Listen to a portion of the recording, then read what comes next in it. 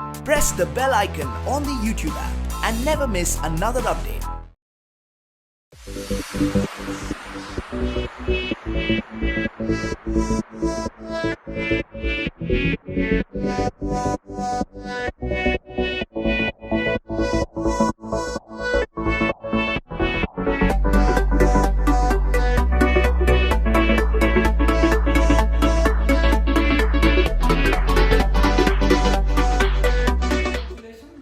आप लोग जो है वेब सीरीज की दुनिया में आ रहे हैं एंड डबल कॉन्ग्रेचुलेशन। दो भाई कह सकते हैं, दोस्ताना कह सकते हैं, एक साथ आ रहे हैं। तो ज़रा बताइए कि कैसा रहा एक्सपीरियंस ये वेब सीरीज़ की दुनिया में। जितना मुझे बताया गया कि वेब सीरीज़ की शूटिंग जो है आज स्टार्ट हो चुकी है या कंप्लीट भी हो चुकी है। तो कैसा रहा एक्सपीरियंस? मुझे तो बहुत मज़ा आया।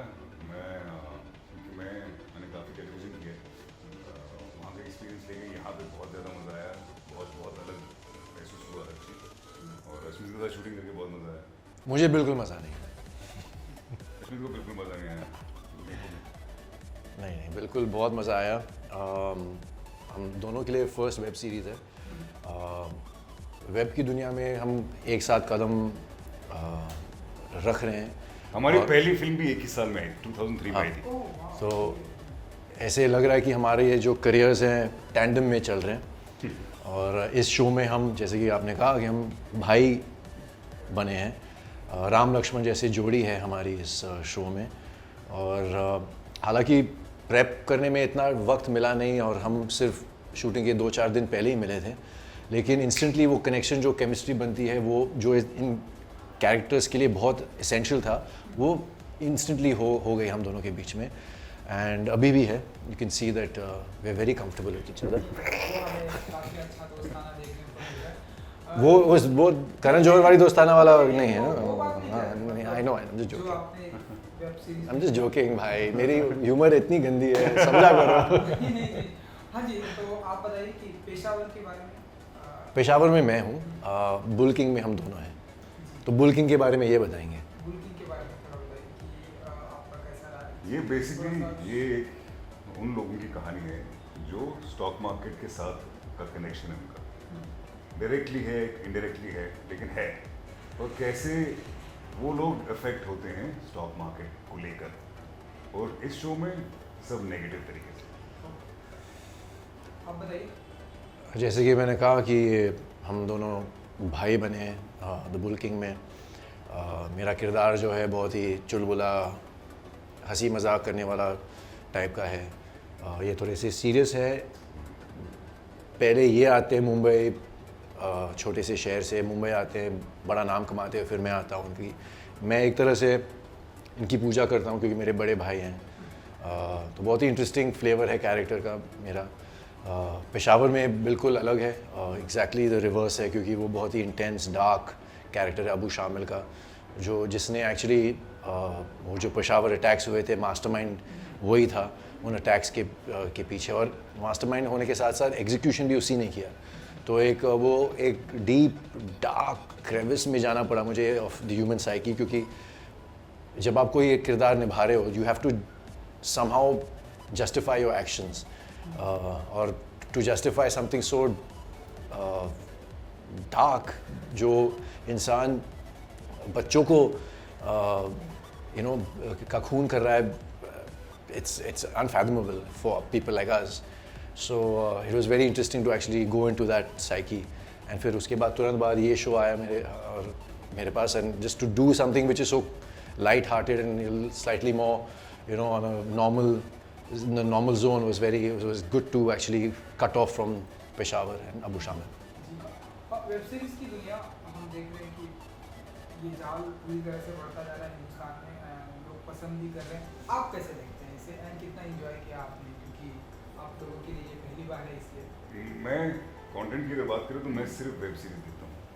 मुझे याद भी नहीं मैंने लास्ट टाइम टीवी कब देखा था नॉर्मल, क्योंकि तो धीरे धीरे करके मेरा कहने के लिए ये मतलब नहीं कि मैं टीवी को मना कर रहा हूँ या मैं टीवी नहीं करना चाहता। वो एक अलग मीडियम है, और धीरे धीरे करके वेब इतना बड़ा होता जा रहा है कि शोज़ के बजट्स इतने बड़े बड़े होते जा रहे हैं, उनके फिल्मों के इतने बजट नहीं होते जितने कभी कभी किसी वेब सीरीज़ के होते हैं। तो वो दिमाग में रखते हुए ये जोन बहुत बढ़िया है और इसकी ऑडियंस वो स्पून फीडिंग की ज़रूरत नहीं होती।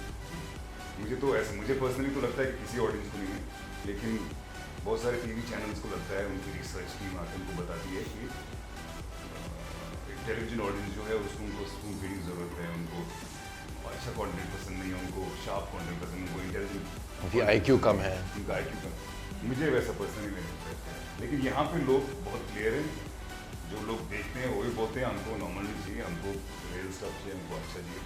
तो एज एन आर्टिस्ट, चाहे वो आर्टिस्ट क्रिएटिव जो होता है, जो एक्टर हो, डायरेक्टर हो, राइटर हो, वो थोड़ा खुले में सोच सकता है और मज़ा आता है उसे करने में।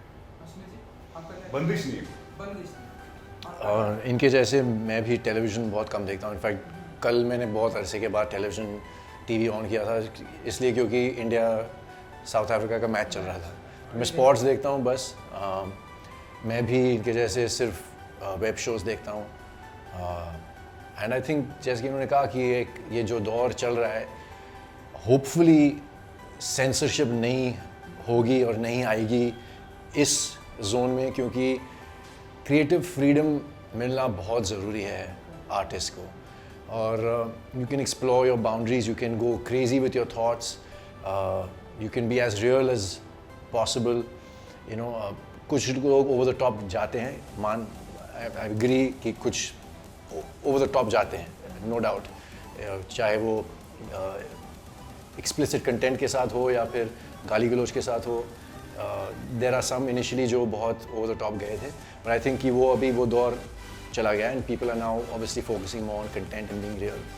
सो I think it's a good thing that OTT platforms have come in such a big way, and जैसे कि इन्होंने कहा कि big budgets are being pumped into some of the shows. Not everyone. There's a range for everyone. So every actor, every DOP, every director, every writer is busy today, which is a very good thing for the industry in general. बिल्कुल नहीं। इकबाल जी को भी आप उस दुनिया में थोड़ा लेकर आना चाहेंगे, थोड़ा सा और रुचि दिलाना चाहेंगे? नहीं, मुझे बहुत तो रुचि दिलाने, लेकिन ये रुचि मुझे पसंद नहीं। ये वाली नस्ल? नहीं, ये रुचि नहीं।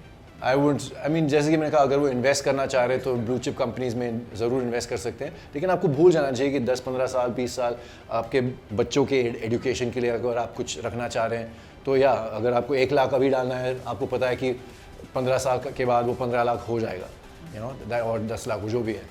So that's a completely different thing. लेकिन आज के डेट में लोग स्पेकुलेट कर रहे हैं, विच इज़ रॉन्ग। चलिए जाते जाते आई थिंक अभी डेट तो नहीं आई है, रिलीज डेट की, अगर आप कुछ कहना चाहें दर्शकों को। बुल्किंग का रिलीज़ डेट अभी तय नहीं हुआ है, लेकिन पेशावर का डेट तय हुआ है, दिसंबर 16 को रिलीज़ होगी, क्योंकि एक्चुअली जो अटैक्स हुए थे 2016 में वो दिसंबर 16 को ही हुए थे। So that is the reason we are releasing Peshawar on the same day. Fans को कुछ कहना चाहेंगे इकबाल जी? फैंस को यही कहना चाहेंगे कि क्लीशे सी लाइन होती है कि ये बहुत हटके शो है, हाँ, लेकिन जेन्युइनली है। मैंने तो पहले कभी ऐसा नहीं किया और ना ही किसी ने मुझे ऐसे रोल में कभी देखा है, तो वो मैं जेन्युइनली कहूँगा कि ऐसा है। चलिए, thank you ji, thank you, thank you very much. Thank you very much. Good luck.